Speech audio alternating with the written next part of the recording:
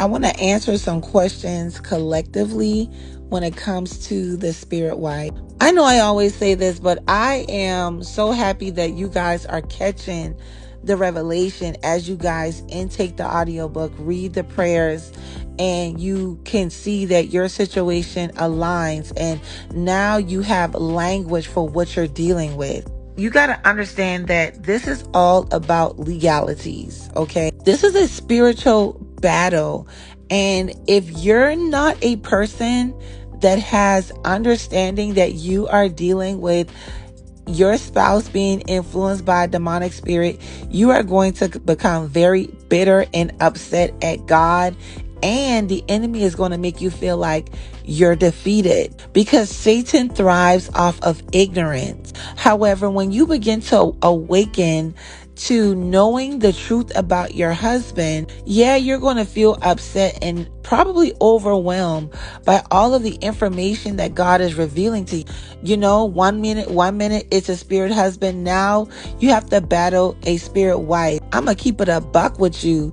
This is a lot of issues that a lot of married people go through, even unmarried people. They don't understand that there are demonic spirits assigned to make sure that they never get married, marry late, or never stay married. This is the reason why women are having miscarriages. This is the reason why there are men out here that cannot stay faithful to one woman, and they believe that, well, they're just supposed to live their life this way. And we all know what the Bible says when the wages of sin is. The wages of sin is death. I said this on a live yesterday.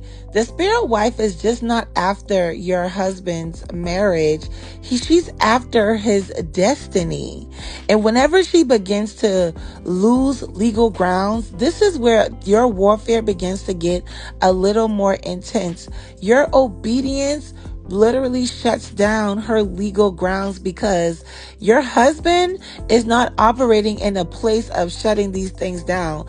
And God is using you as the intercessor, the one standing in the gap for his freedom. But the enemy wants you to be so caught up on the actions of your husband. Let it go.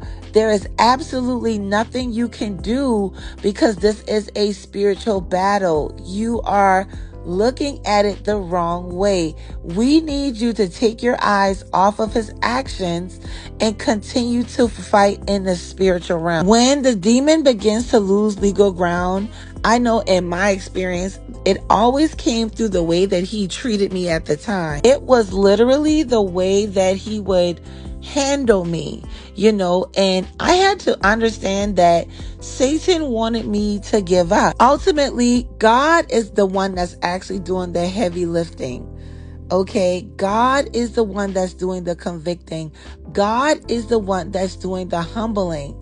But remember, if you're fighting a spiritual battle, you have to understand that it's not something that you're going to operate off in the physical. The physical will always contradict what's happening in the spiritual realm. As soon as you pray them prayers, as soon as you get up at midnight, you're going to see a complete difference in his behavior. And yes, it might get worse because now you're challenging what is controlling him. The goal is to keep challenging it no matter how this man responds, because God is moving. I pray that this has answered a lot of you guys' questions.